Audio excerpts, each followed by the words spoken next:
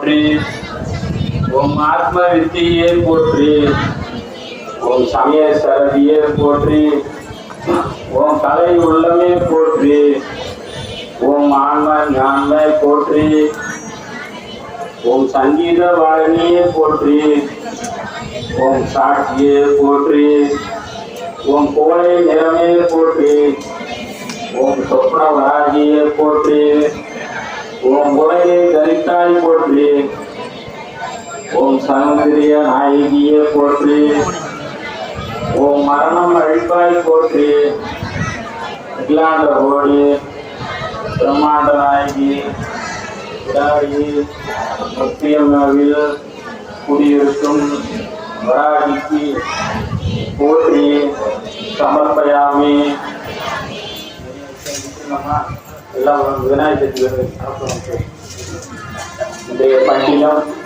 இந்த பண்டிகையில் விநாயகர் சதுர்த்தி, அதை விட்டா நாக சதுர்த்தி கருட பஞ்சமிக்கு முன்பு வர்றது. மற்றெல்லாம் ஜெயந்தி இந்த 2 பேருக்கு மட்டும்தான் வருது.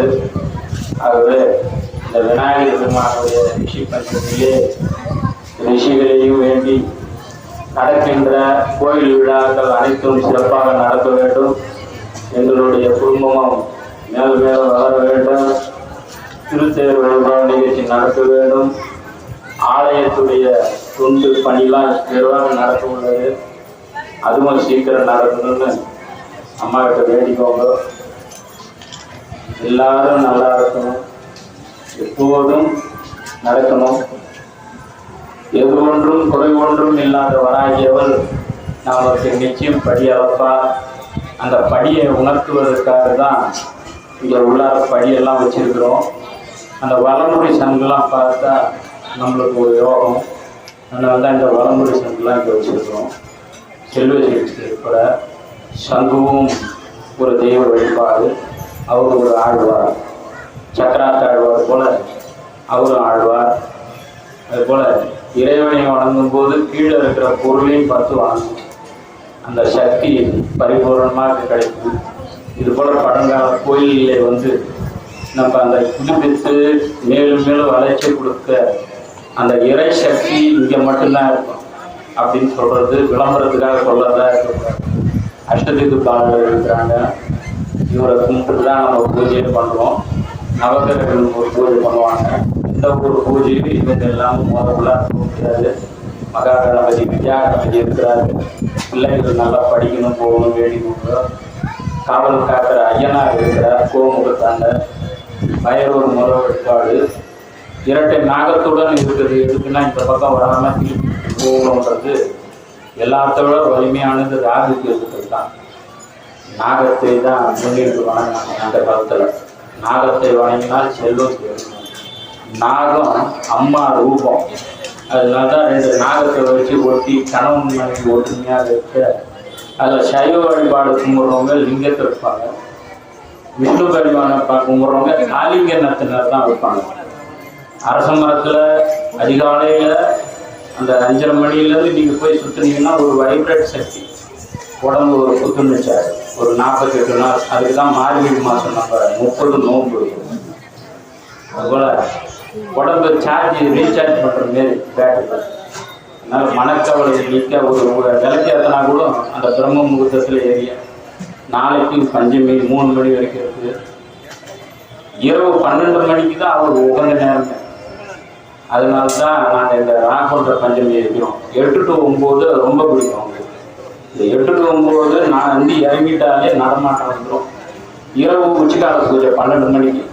அது இந்த நம்ம இதில் 12 மணிக்கு இன்னும் வரல.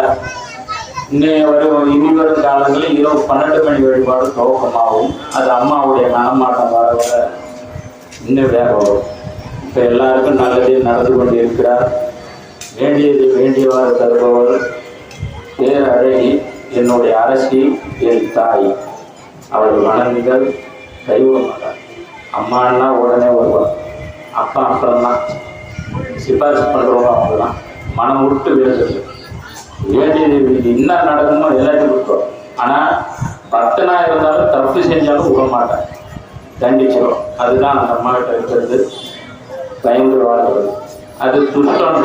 அப்படி இல்லை, நம்மளை ஒழுங்குபடுத்தி நடத்துறோம். அதனால ஒரு பயபக்தியோடு இருந்து பொய் சொல்லாமல் எது சொல்லாமல் நேர்மையாக வாழ்ந்து தொண்டு செய்து அவர்கிட்ட இருந்தால்தான் நம்ம காலத்தில் போச்சு. அதுபோல் அம்மாவை நல்லா வேண்டிக்கணும், என்ன வேணுமோ அவர் தருவார். ஆனால் என்ன நான் போனால் நடக்கல மட்டும் கிடையாது, அது நம்மளை ரிகர்சல் பார்க்கறது என்ன செய்யறான். அது நம்மளை விட முழுவர்கள்லாம் கை கால் வெட்டி போட்டு ஓமம் வளர்த்தாங்க. இந்த அம்மாவை வர வைக்கிறதுக்காக, இந்த உருவத்தை எடுக்கிறதுக்காக, ரெண்டாவது விசுகரனை அழிக்கிறதுக்காக தன்னுடைய உடம்பையே வெட்டி போட்டு எரி விட்டாங்க ஓமத்தில். அதுபோல நம்ம இல்லை, கலியுகத்தில் எளிமையான வழிபாடாக கொடுத்துருக்குறான். இந்த ஒரு விளக்கு கொடுக்கலாம், ஆலயங்களிலே தீப ஒளி ஏற்றினால் நம்ம இல்லத்திலே ஒளி போல வீட்லேயும் விளக்கு இருக்குங்க. விளக்குக்கு மிஞ்சினது எதுவுமே கிடையாது. அதனால் பார்த்து செய்யுங்க. எல்லா வித கடையர்களும் விளக்க அவரை வேண்டிக்கோங்க.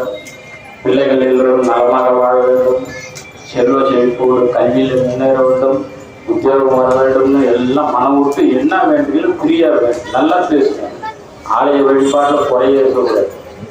அதனால்தான் ஒரு தந்தை ஸ்தானத்தில் இருந்துட்டு குருவா தான் நான் இருக்கேன். என்னம்மா நடந்துச்சா ஏது என்னன்னு கேட்டுகிட்டே இருக்கிறது. இந்த வரவங்க இப்போ கிட்டத்தட்ட 4-5 கல்யாணம் வயசானது பொண்ணுன்னா வயசான காலத்தான் எல்லாத்தையும் முடிஞ்சிருச்சு. இப்போ நாளைக்கு ஒன்று முடியலனாலும் முடிஞ்சு போச்சு. அதுபோல் வைக்கிற பத்திரிகை எல்லாம் இங்கே வந்து கோயிலுக்கு மஞ்சள் மாலை போடுறவங்களுக்கு எல்லாம் எப்போ ஒரு பிரார்த்தனையில் மஞ்சள் மாலை குறையுதோ அங்கே நடந்துருச்சுன்னு அர்த்தம். இன்னும் நடக்கலைன்னா சேர்ந்துகிட்டே இருக்குதுன்னு அர்த்தம். இதுதான் ஒரு கோயிலுடைய வழிபாடு.